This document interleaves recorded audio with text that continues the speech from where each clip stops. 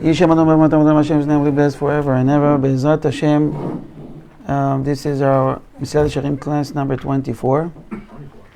And we want to thank the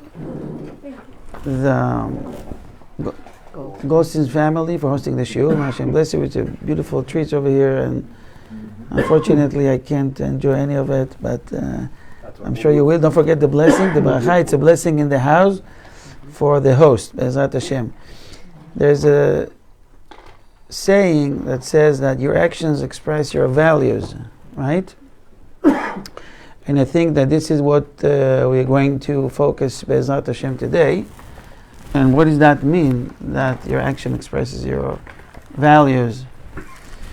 And just to summarize what we discussed last week, we are on chapter 3, page 53, I would say. Chapter 3, page 53 in this book. 53. Because we started it already. We started it, right? We started this chapter 3 last time. Yeah. We did few lines. Yeah, I think I remember we did. This Torah class is not sponsored by anybody, but it's dedicated for any names you want to mention, and for the sake of our Israeli soldiers and the security forces, anywhere they at. Tov. So, the Ramachal is actually teaching us great thing by saying, if you want to change your ways, if you want to really take your life seriously, and changing your mazal, changing your attitude, changing something in your life. As it says, if one wishes to monitor himself, you got to monitor yourself, and there's two different ways to do it. One is that, first of all, you check and examine and search what needs to be fixed. And the second one is that you go a little bit deeper than that. Okay? We started this part, right? You remember? You don't remember. The Zehirut. Okay. So I think we left off page 53. V'davar ze hodi'unu. Okay? There's a Talmudic source, okay, for that important exercise. Okay. What is that important exercise? About that one needs to put his actions on a scale and examine them on a daily basis. That's what I think we left off last time. To do cheshbon, correct. So, I'm reading from the text.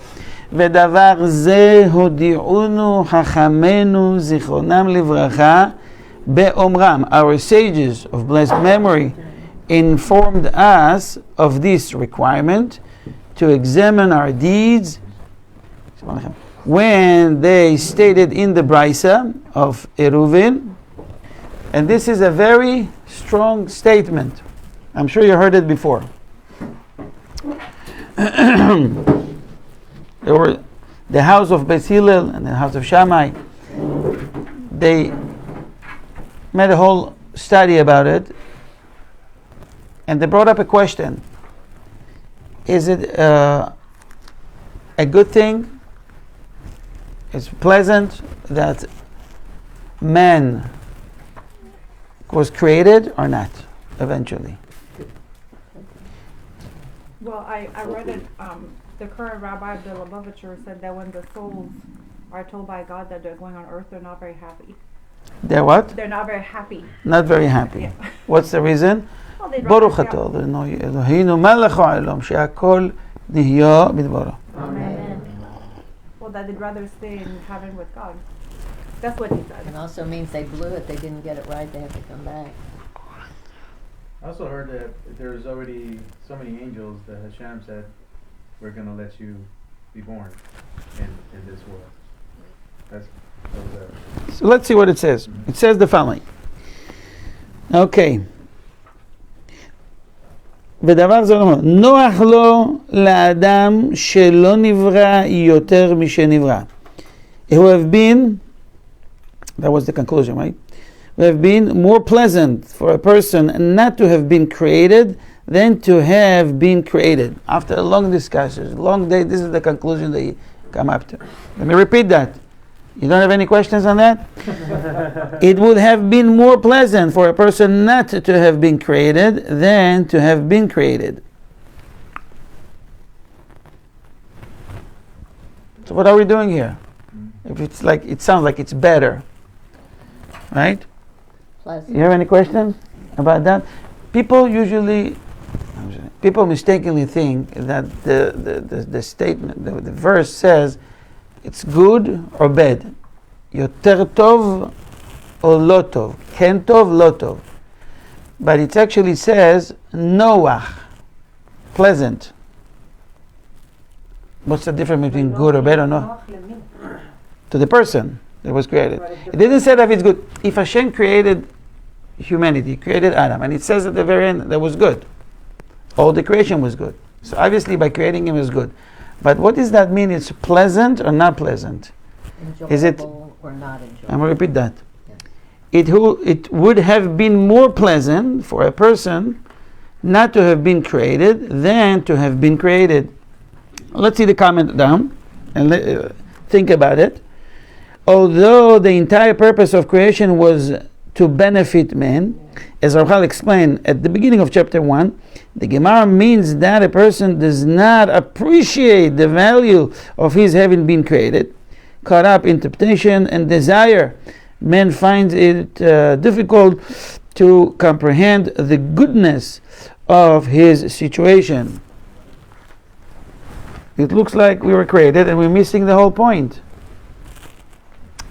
It's a great challenge, this world, with a lot of obstacles in our life, trying to overcome the evil inclination. It's a great challenge, right?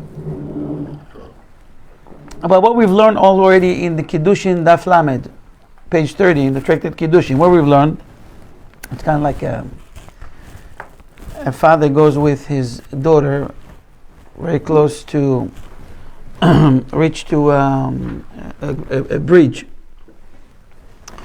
and the father tells his daughter, hold on to my hand. So you want to show, so God forbid she won't fall to the, we call it abyss, right? Yes. To the tehom. So he said, hold on tightly to my hand. He says, Abba, no, I don't want that. I want you to hold my hand. I said, what's the difference? He said, if I hold your hand, I might let go. But if you hold my hand, I know you'll never let go. Same with HaKadosh Baruch Hu. HaKadosh Baruch Hu, Hashem, is holding our hands every day. And He will never let go. This is why we are able to overcome the evil inclination, to beat him. Without His help, it won't be possible. We always need to think that way. Hashem is there for us. He's holding our hands all the time, so we won't fall into the abyss.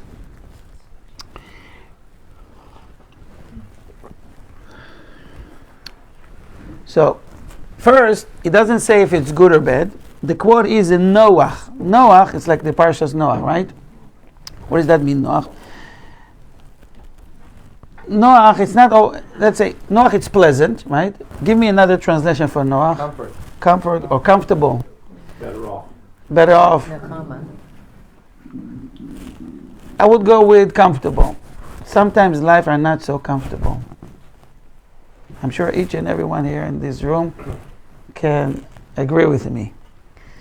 It means that this life is a journey. It's a long journey. You can say that again. Huh?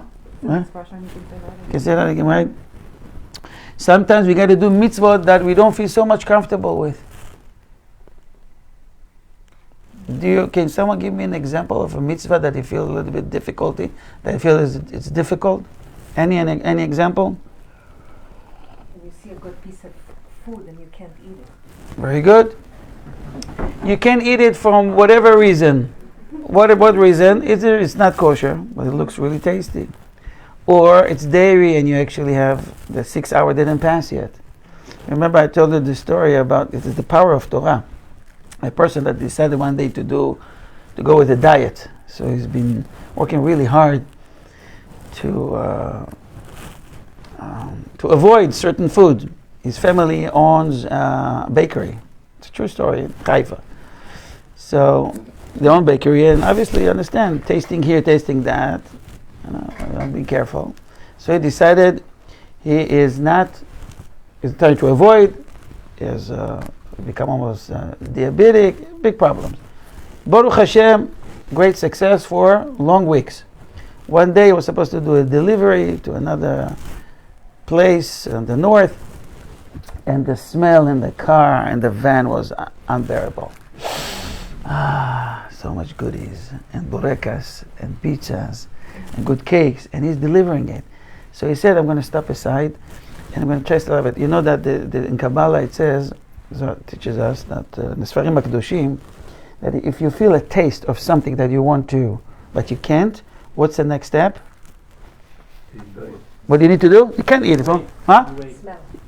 You're smelling it, and because you smell it, you have desire for it, right? You want to try to taste it. How many tastes, by the way, we have on our tongue? Only 5. We have only 5. 5 types. Okay. 5 types. Salty, Salty, sweet, sour, bitter, and umami. Okay.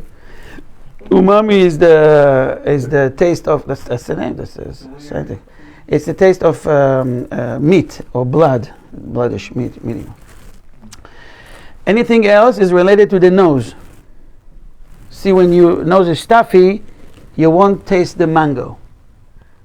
You don't just, it's a mistake to say one taste. You don't smell it, but you feel it's sweet, right? A lot of people experience that in the corona. Their nose, they were not able to, right? To smell, to enjoy the food, but yet you be able to feel only these 5 types of smell, of taste. So he smelled it, and he wants to stop it, but he's debating with himself, what I'm going to do, but I can't eat it. I know I'm going to start. It's not one bureka, it's not one cookie, it's not one croissant. I'm going to have to take the whole. So he stopped. He made a U-turn, went back home. He took a slice of salami, and he says, Baruch atah Hashem she'akol niya bidvaro. Boom, he ate it. Now, you have to wait 6 hours. Won't touch it. That's the power of Torah, power of halacha. All of them. He tricked the Yetzer Hara. He tricked the evil inclination. Or you can make healthier. So that's You can, okay. So life, everybody knows. I'm not saying anything new here. Life are full of obstacles, a lot of challenges. The question is, what are we doing about it?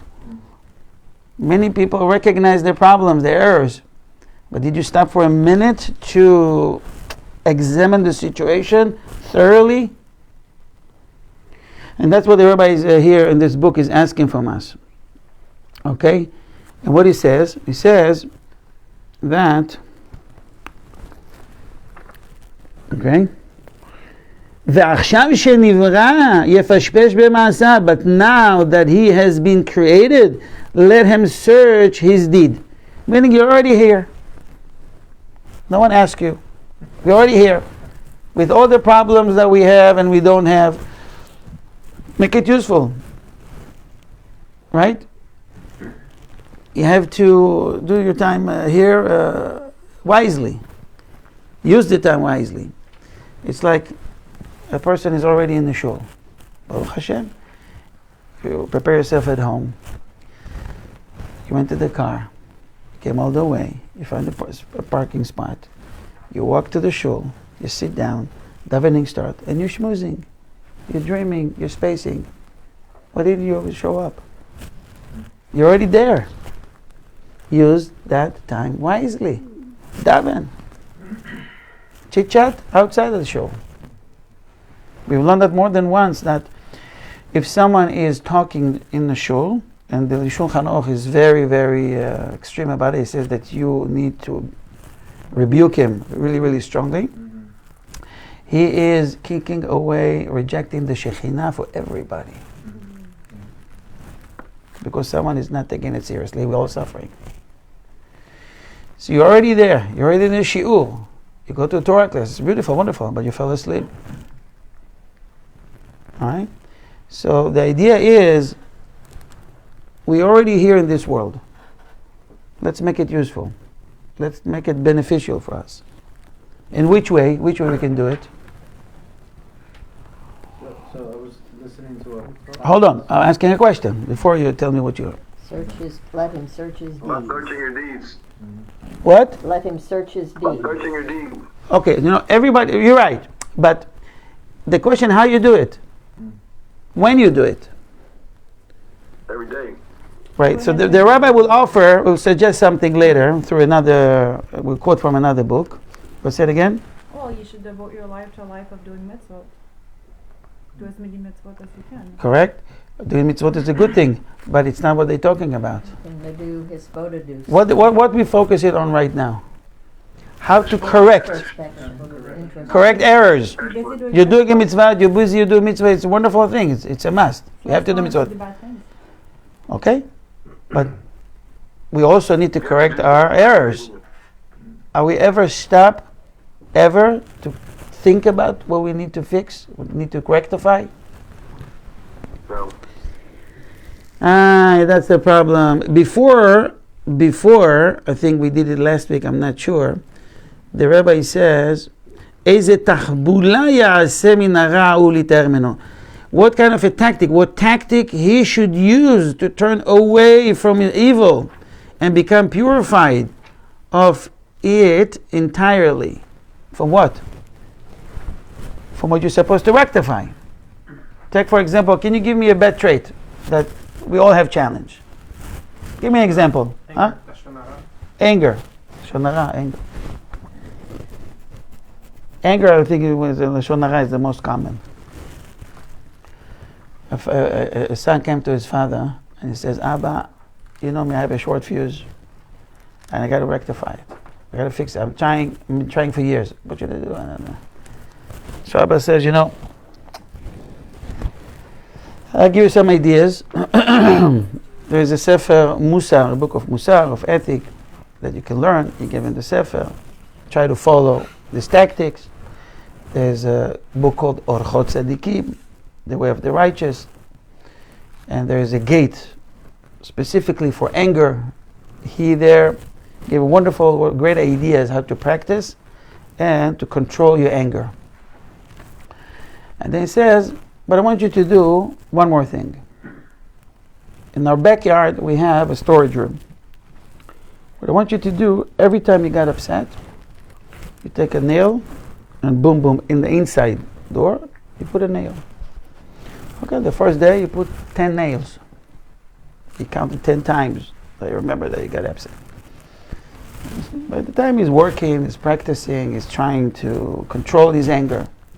The very next day, it was 12, and then 15, and you see that it doesn't really changing anything. So he tried to focus more on the learning and to control himself. One of the best things, the best methods to control anger, what is it? Wait until a few seconds. To be silent.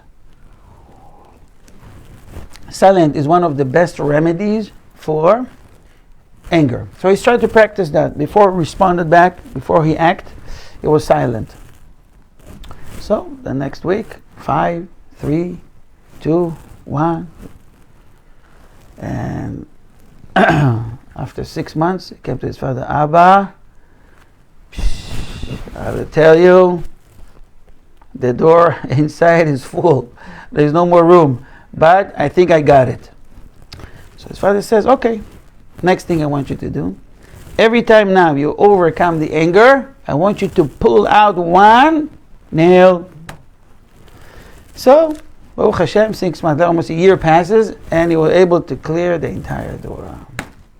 And he came to his father, Abba, Baruch Hashem, I've learned a great lesson. Thank you for your shiur. Thank you for your comments. Thank you for your guidance. The door has no more nails. Baruch Hashem, I'm on it. He says, okay, let's go together to the storage.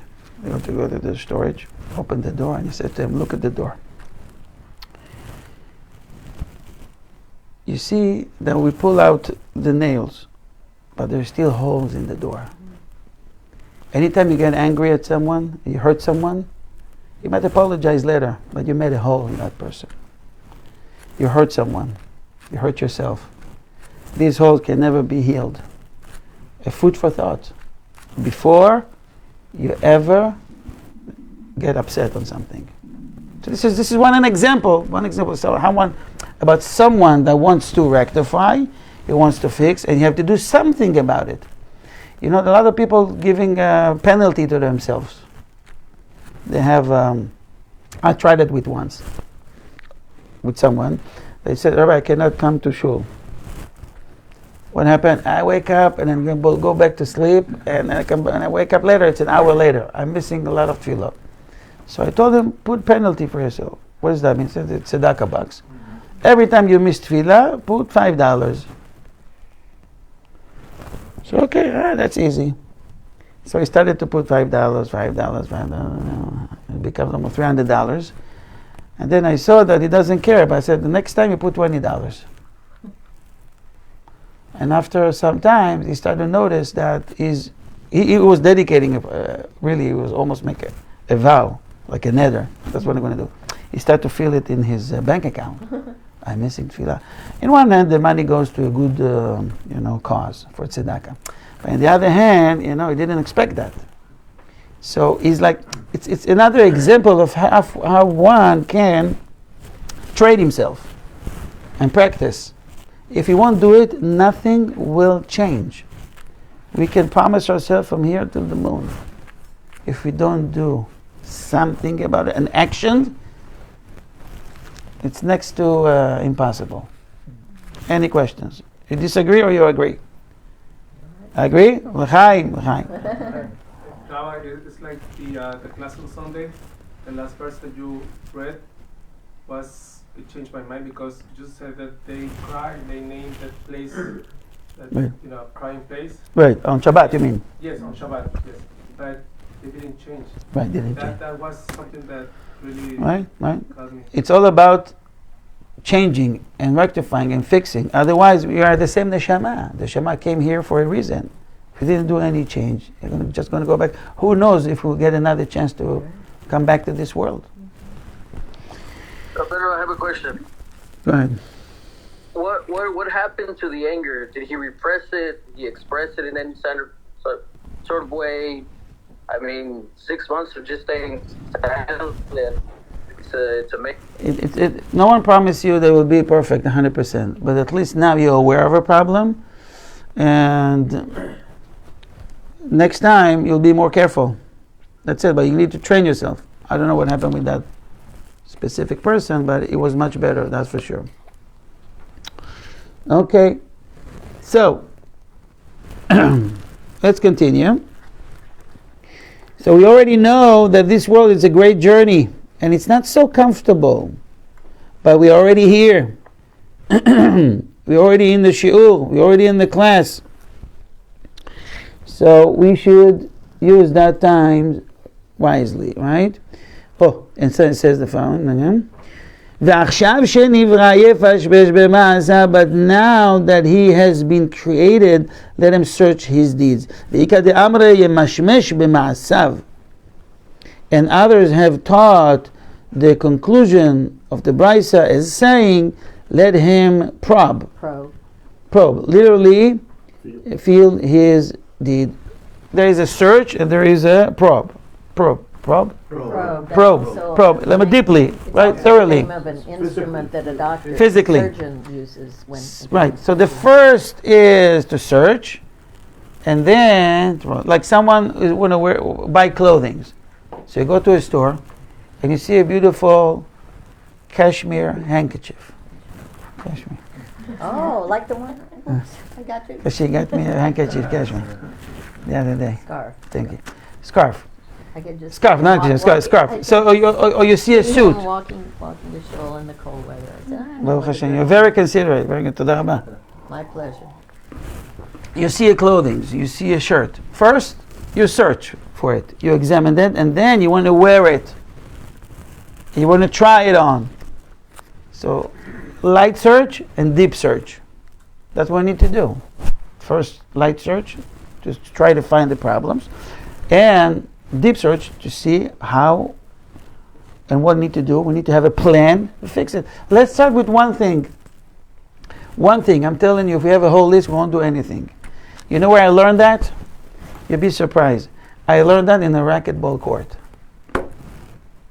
When I started playing racquetball, I did so many errors. I was all over and jumping, and I hate myself, I hate other people. And if you ever play racquetball. Yeah. And I used to play with Dr. Aronowitz. He's a surgeon, I think they go to Sharet Fila.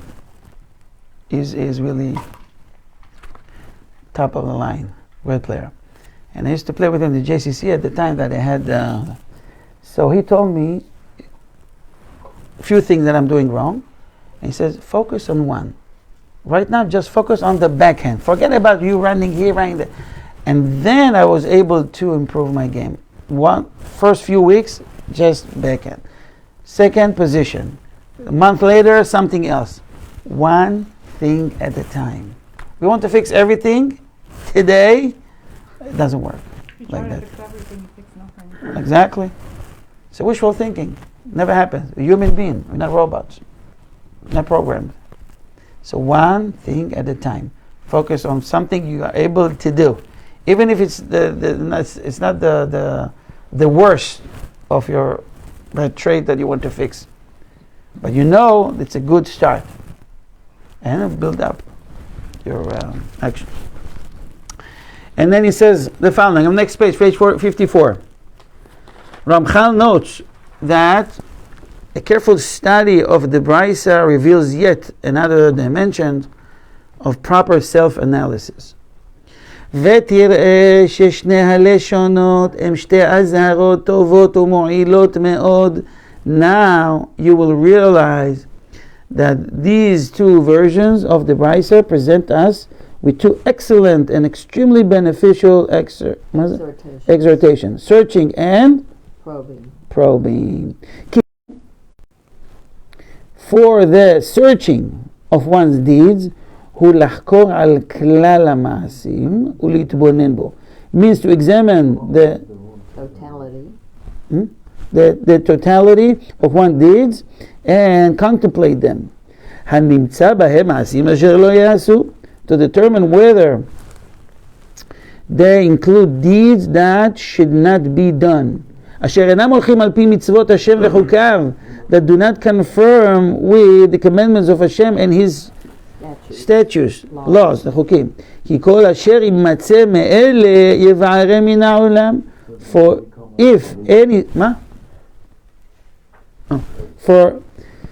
if any such deeds are found during the search, he must eliminate them completely. There is no half job. In order to know that, you need to learn. But people have excuses, I'm too old, I'm too young, I'm tall, I'm short, I'm fat, I'm skinny. A lot of excuses.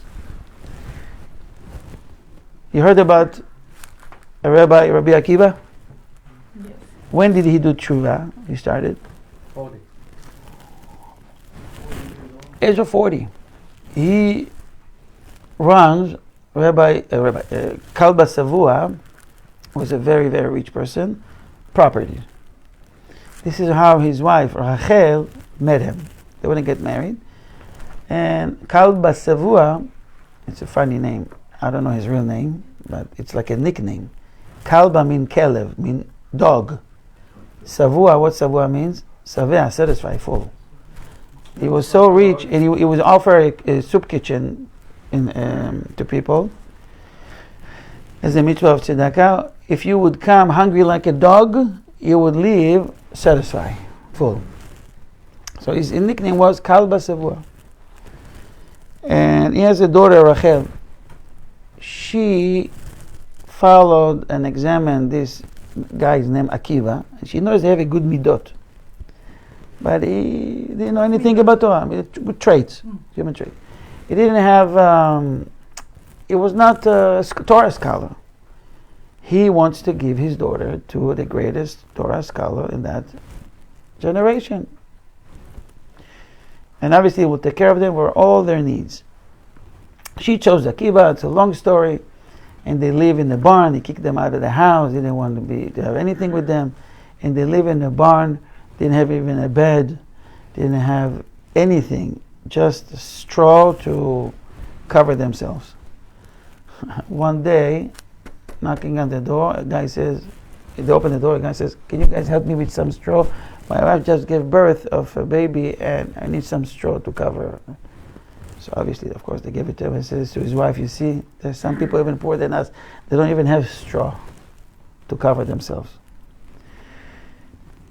At some point, she wants Akiva, is 40 years old, to go and study and learn Torah.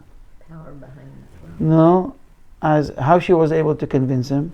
We know who will become later, right? But how she was able to convince him, he brought up a lot of excuses.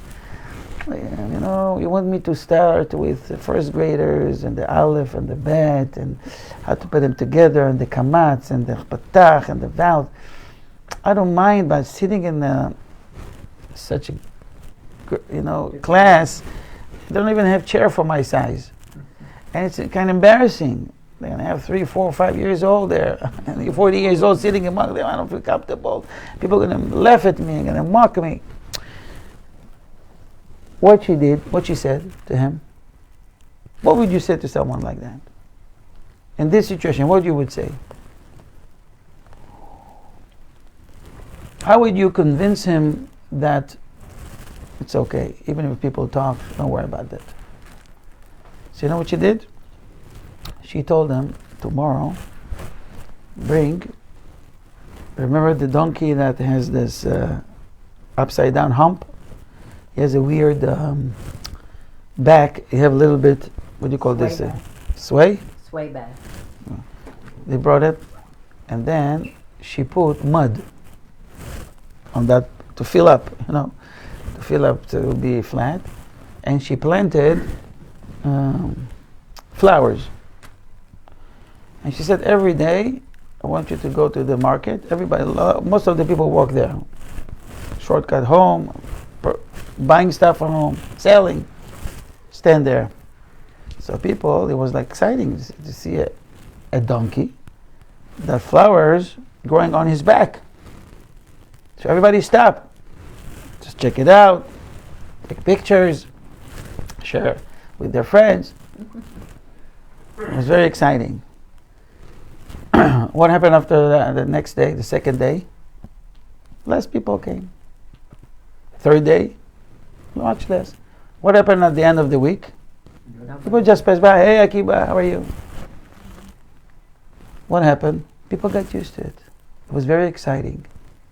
People got used to it. And she wanted to teach her husband a lesson. Yes, they're going to make fun of you. They're going to mock you. It's going to be awkward. It will be weird. Give it a few days. They get used to it. He learned the lesson. He went to that class. He studied and became Rabbi Akiva. We had 24,000 students, followers. She made the best choice in her life to marry such a person. The whole Torah that we have today, all the Mishnah, everything is from Rabbi Akiva. The halachot that we derived it from is his Torah. What did she do about it? She manifested her idea into an action. Not just an idea. No, I'll make you coffee when you come back. I give you ice cream. I give you pops. No. She made something that helped him to understand it's going to go away. There is priorities in life. At the end of the day, you'll know how to learn Torah the best way. You start from scratch, from the vowels, from the letters, and then you grow up. Don't worry about anything else. And Baruch Hashem, she succeeded, best success. And she gets the schus. Schus for everything. All his mitzvot, till today. Now, ותראה, please look in the text. ותראה ששני הלשונות הם שתי אזהרות טובות ומועילות מאוד. Now, you will realize that these two versions of the Brisa, I read that already, right? Sorry, I'm skipping. כי הנה הפשפוש במעשים for searching of one deeds ולחקור על כלל המעשים להתבוננות means to examine the totality of one's deeds and contemplate them. הנמצא בהם מעשים אשר לא יעשו, to determine whether they include deeds that should not be done, אשר אינם הולכים לפי המצוות cannot confirm deeds are found during this search, he must eliminate them completely. So you found out the problem, get rid of it. Out. Kind of like someone is sick, you go to a doctor to remove the sickness. You don't live with the sickness. This is like a spiritual sickness. You found I have a problem, fix it. Achamishmush. Okay. However, the probing of one's deeds required by the second version of the Brisa refers to another kind of scrutiny. And this most people don't even think of. What is it? Namely, it is to examine of even one's good deeds themselves. Why I need to examine my good deeds? Why to examine? If I'm davening, it's good or bad? Good. Why to examine that? I'm doing kiddush every Shabbat. It's a good thing. Why I need to waste time on that? Let's focus on what's wrong. Rabbi says no. Have to reward you. Otherwise you'll get depressed. That because the good is the strength. The good is the strength. Okay, but why to examine? I'm davening. No, examine your davening. You say bracha, examine your bracha. I have a talit, beautiful talit. Examine your talit. Examine your tefillin. Your whatever you do, every good deed, examine that. What does it mean to examine? Okay, what does that mean? Tell me. So that you can do better. Okay, you can do better. Maybe you think you're doing the right thing and you do it all wrong. Maybe you wear the talit upside down. Maybe the way you put the tefillin is wrong. Maybe the way you're saying the bracha is wrong. Maybe for 80 years you're saying Shema Yisrael and it's all wrong. I'm not exaggerating what I'm telling you. Or maybe something pasul, something is not kosher. People think that the mezuzot are kosher. And when they bring in, I'm checking their mezuzah, either it's not even a real cloth, it's just a copy machine. Or it's pasul completely, or it's whatever, and they actually have no mezuzah at home. So the halacha teaches you at least one every 7 years, 5 years. Some checking it every year before Rosh Hashanah. Okay. So why to examine your current good deeds? You tell me now why. Or do it better, elevate it. Every mitzvah you can do in a different level. Maybe you're doing perfectly. Now elevate it. Also, add a little more spice to your mitzvah. Huh? Right. Intention, beautiful. Huh? Kavana, very good. We should run to do mitzvot and to understand that the mitzvot is maybe the most important thing in our life, in this world. This is our ticket to Gan Eden, to heaven. And you never ever lose from doing a mitzvah. Many times it's a test. You're supposed to do it as a mitzvah, but it's an expense on something else. And usually the evil inclination says, you can do the mitzvah later. Right now, follow the money. Or do another pleasurable thing. I can tell you stories from here to the moon. You probably know already. And you learn it maybe from your own experience. So for mitzvah, you never lose. There's a guy came to a very, very wealthy guy from America, to Rabbi Kanievsky.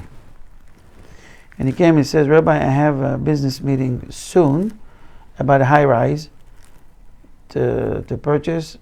I'm meeting a great wealthy person. And to be honest with you, I don't comfortable to be there with the suit and the hat and all that. So we're going to eat together.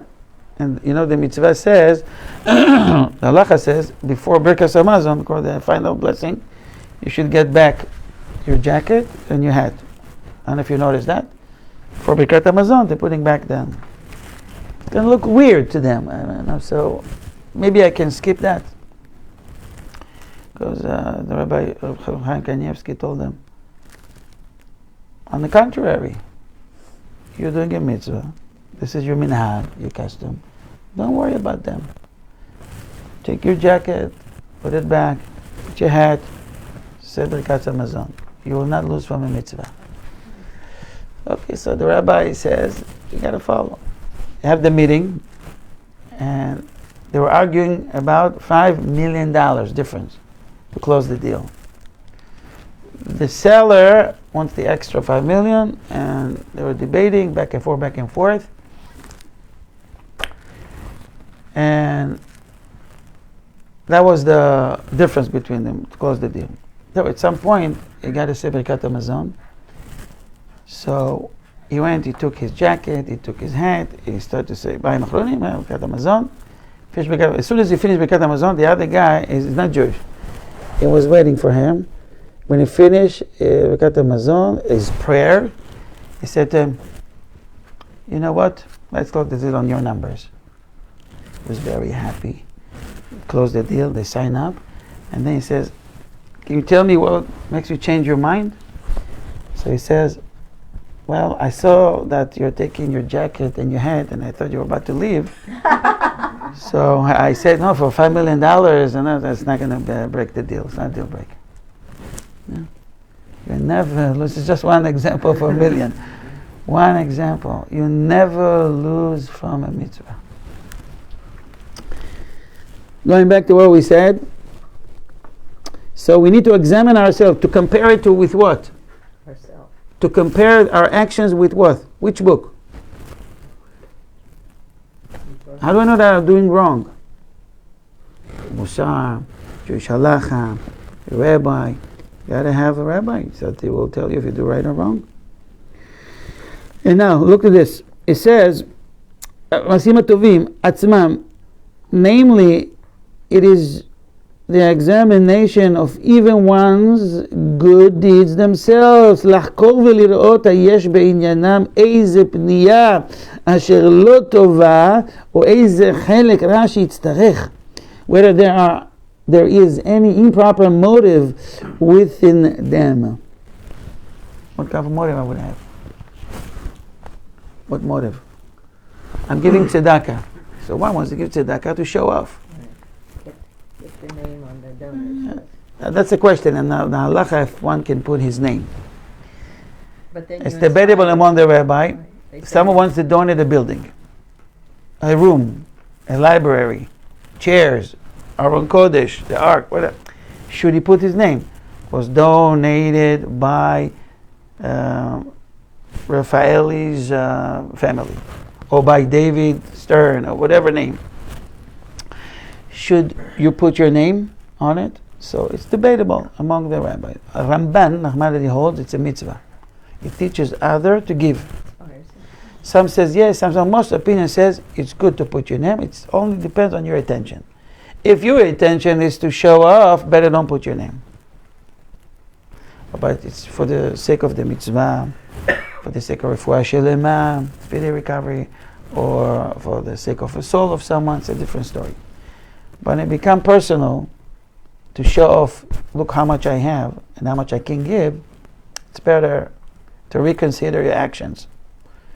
Because almost everything we do,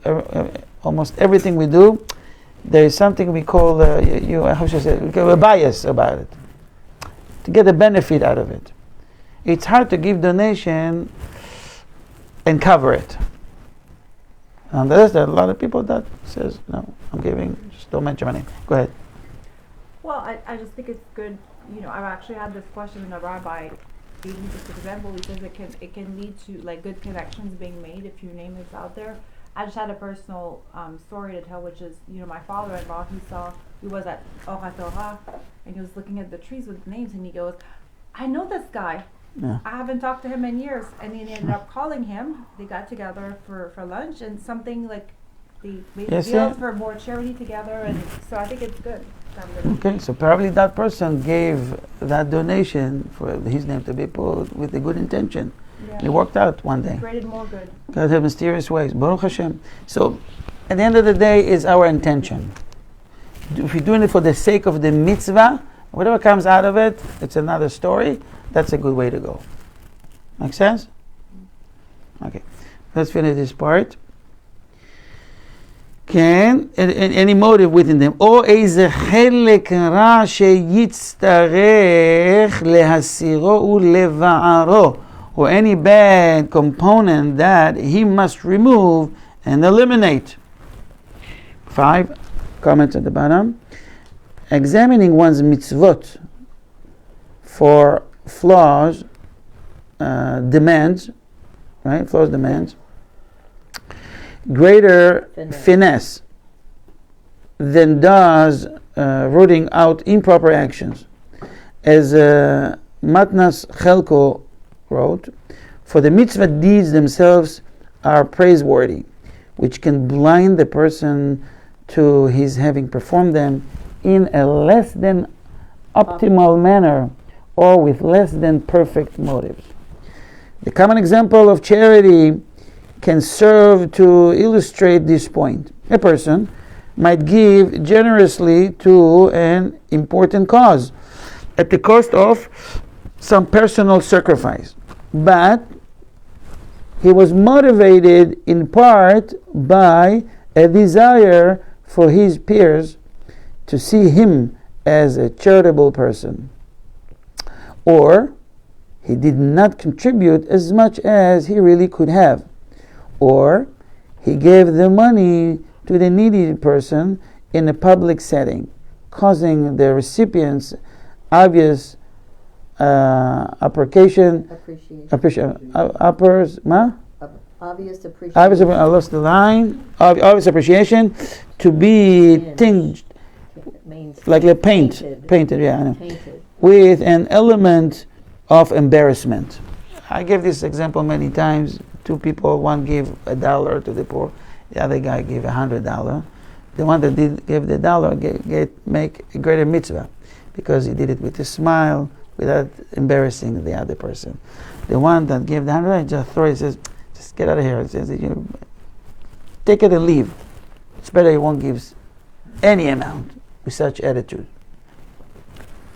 And what about Rambam's levels of tzedakah? It's 8. It's in the book of Matnot Anim, the very end, last chapter, in the gift to the poor, and he writes there 8 different kind of matanot. Giving the best method is, what's the highest level of giving to someone? Mm-hmm. Give him a job. So he can You teach him how to fish. You don't give him fish. Or make him a partner or something like that. The overall nobility of the donor's charitable act tends to obscure his awareness of its flaws, which he will not uncover unless he looks objectively and deeply into himself and at what he has done or left undone. I want to read one more comment. From Rabbi Torsky, it's at the very bottom, highlights the importance of this purification of our good deeds. With a story, 2 men were discussing the quality of their spirituality and how they will fare before the heavenly tribunal on the day of judgment. So the first one says, "Woe is me," said the first, "I will be found to have committed many grievous sins."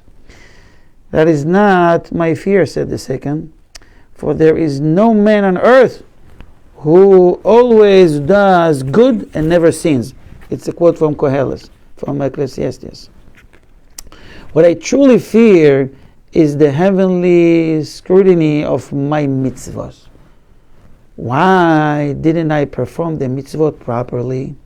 When I prayed and studied Torah, why did my mind wander to ponder extraneous outside, right, matters? Yeah. Why did I do some mitzvot by rote, like it's just by habit. habit, right? Why did I do some mitzvot?" Ostentatious. I hate this word. I practice. I'm telling you. Let me do it. But it's the, Ostentatiously. Is that right? I need help. Thank you very much. I'm selfish. Okay. At least It's also Ostentatious. Right? I'm not going to say it again. To impress people with my piety. Against this accusation, I fear I will have no defense. At least when engaged in the service of Hashem, I should have done it properly. So again, it goes down to quality versus quantity. It's better you go to daven and you do less than you just mumble and have dreaming and you don't really daven. Quality. Concentrate on the words. This is how to perform the mitzvah. Okay? And not to be biased, not to get personal benefit out of it. If it comes, it comes. If Hashem wants to make you famous in a good way, make you famous. It's not up to us. Okay? Any questions so far? We all good? Let's finish this part for today. Okay.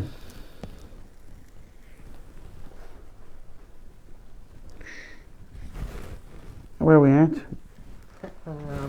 We are page 55. Right? Yes. Yeah, 55. 55 at the time. Asterisk, or you want to go to the next? No, go to והרי זה כממשמש בבגד. This form of inspection is analogous. Is that right? Yeah, analogous. Analogous to one. Comparable. Parallel. To one who probes and feels a garment thoroughly before purchasing it. Like the example I gave before. You're really examining it thoroughly. לבחון הטוב וחזק הוא או חלש ובלוי. To examine whether it is good and strong or weak and worn. For a garment may appear to be sturdy, strong, and well made when in reality it is seriously flawed. In a similar manner, one must probe his good actions thoroughly. To examine their nature with the most righteous examination, rigorous examination. Until he is left purified and cleansed of any and all traces of impurity. We need to make these little efforts. That's what he wants to tell us. I want to summarize it here in one word. The door is smaller than the house. And the lock is smaller than the door. And the key is smaller than the lock. But with this small thing, you open the entire house. Sometimes with a little thought, we can fix so many problems. We should never despair, never give up. Stop for a minute. We can fix a lot of problems with small, good, and positive thought. That will be the key that can open the big house. The right key. The right key. You have to find the right key. And the right key can be found in our Torah. We have answer for everything. Everything. The whole world is created from the Torah is the blueprint. You want to look for answers? It's in the Torah. The last part for today will be just the star at the very bottom, because it belongs to that part. An incident related about the Rebbe of Kotsk illustrates the extent to which a person must always examine his deeds to ensure that the Yetzer Hara has not infiltrated them, like sneaking in. It is told that when the Rebbe was in his deathbed, one of his followers asked him, does the Yetzer Hara still attempt to push one to sin, even at the moment like this? The Rebbe is about to die, and one of the students couldn't help but says, Rabbi, do still the Yetzer Hara influence you? It was a minute before he gave his soul back to his Creator. Of course, the Rebbe replied.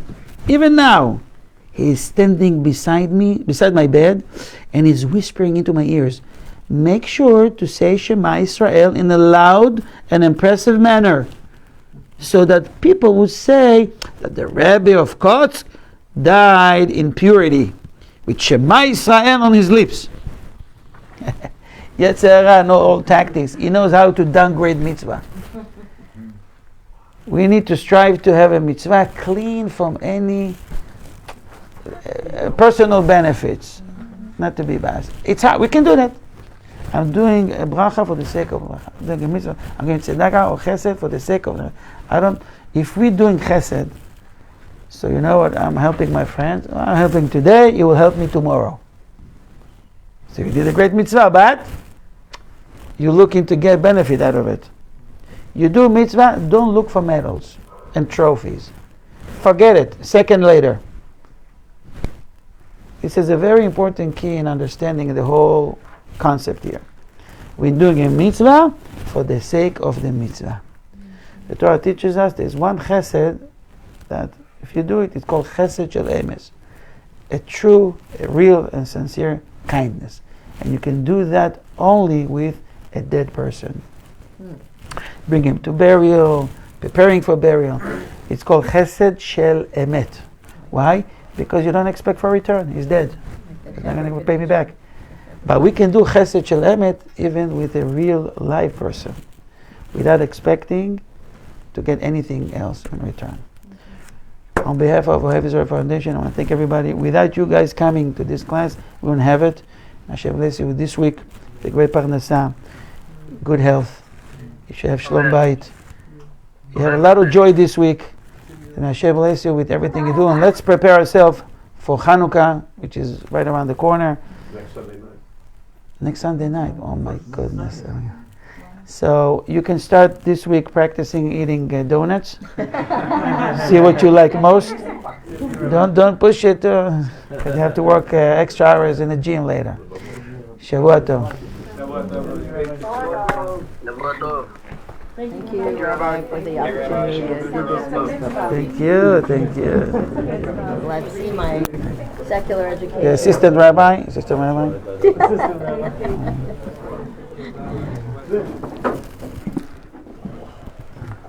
Thank you for coming. Toda rabba, everybody. Thank you, Rabbi. Thank you so much for the class. Thank you for coming. Thank you. Yes. We're traveling tomorrow. Oh, you're traveling?